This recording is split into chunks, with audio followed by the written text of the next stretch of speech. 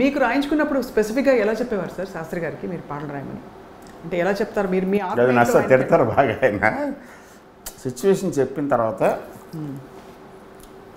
నాకు అంటే మన అందరికీ పాటలు అంటే చాలా ఇష్టం. నాకు పట్ల I'm very first about songs.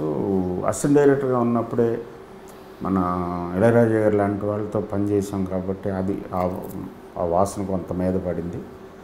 పాట బాగుండాలి పాడుకుని పాటలు బాగా వింటూ ఉండేవారు. అప్పుడే కొత్తగా స్టీరియో రికార్డింగ్ వచ్చింది, అంతవరకు మోనో ఉండేది. స్టీరియో రికార్డింగు, ఈ సెల్ ఫోన్ హెడ్ ఫోన్స్ క్యాసెట్లో వచ్చేస్తే left side right side music separate అవుతా రావటం, అవన్నీ ఎక్స్పీరియన్స్ చేస్తున్న రోజులు. అంటే ఎర్లీ డేస్ ఆఫ్ మోనో నుంచి స్టీరియోకి షిఫ్ట్ అవుతున్నా 86, 87, 88 ఆ టైంలో. సో ఓకే, మరి రాజా గారు అప్పుడు రాజా గారు పీక్ మెడ్రాస్లో తమిళ పాటలు ఒక్కొక్క 2-3 వీక్స్కి ఒక క్యాసెట్ రిలీజ్ అయ్యేది. ఆ క్యాసెట్ ఎక్కడో చోట పట్టుకుని తీసుకొచ్చి మొత్తం ఒక్కొక్క పాటని వింటూ ఉంటుంది. అది అటు ఇటు తిరిగి అరగొట్టేసేవాళ్ళం. తర్వాత లిరిక్ అంతా రాసుకుని తమిళ లిరిక్స్ వైరముత్తు, వాలి గారు, దాన్ని తమిళ్ వెస్టర్న్ డైరెక్టర్ని పట్టుకుని తమిళ్ కెమెరామెన్ని పట్టుకుని ఒక్కొక్కటి దాన్ని మళ్ళీ ట్రాన్స్లేట్ చేసి తెలుగులో రాసుకుని ఓహో ఈ భావం ఇది, భావం ఇది, భావం ఇది. ఇది ఎక్కడి నుంచి వచ్చిందంటే చిన్నప్పటి నుంచి I think my 7th year 6th year మా ఇంటికి దగ్గరలోనే ఒక టెంపుల్ ఉండేది. ఆ టెంపుల్లో పొద్దున్న 5ంటికి పాటలు వేసేవారు. సో నిద్రలోనే ఆ పాటలు అలా వెళ్తూ ఉండేవి. అద్భుతమైన పాటలు, లిరిక్స్ అప్పుడు బాగా లిరిక్ ఓరియంటేషన్ ఉంది. సో అలాంటి దగ్గర నుంచి నెమ్మదిగా హై స్కూల్కి వచ్చే టైంకి పాటల పుస్తకాలు రిలీజ్ అయ్యాయి.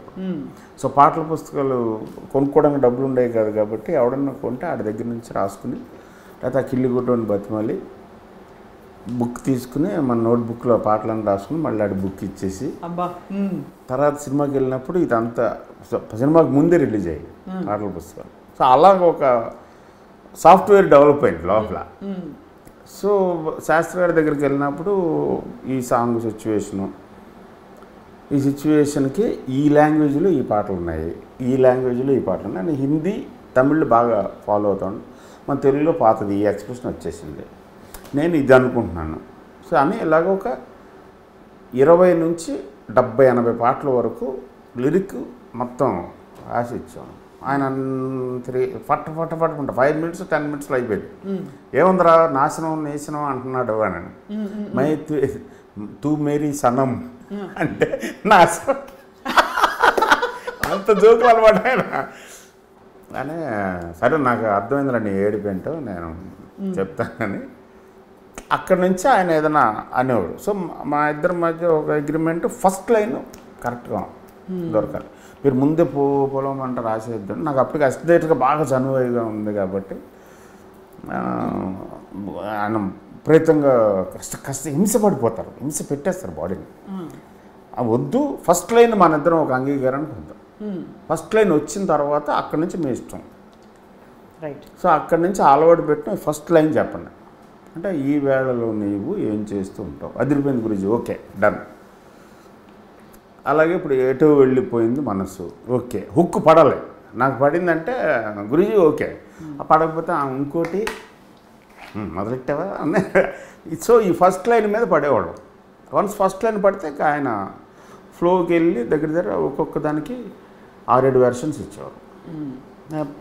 కాగితాలు విసిరేస్తే ఇంక అయిపోయిందిరా ఇందులోంచి ఏరుకో అంటే దాన్ని చూసి ఒక్కొక్కటి గీతలు పెట్టుకుని వాటిని కలిపి ఒక పాట కింద చేసి ఇది చూడండి అంటే అప్పుడు ఆయన మళ్ళీ తిట్లు, ఈ 2 లైన్లకి ఎలా కుదురుతురా, గ్రెడేషన్ లేదురా అది ఇదని ఆయన దాన్ని ఏదో కరెక్ట్ చేసేవారు. అది పెద్ద ప్రాసెస్.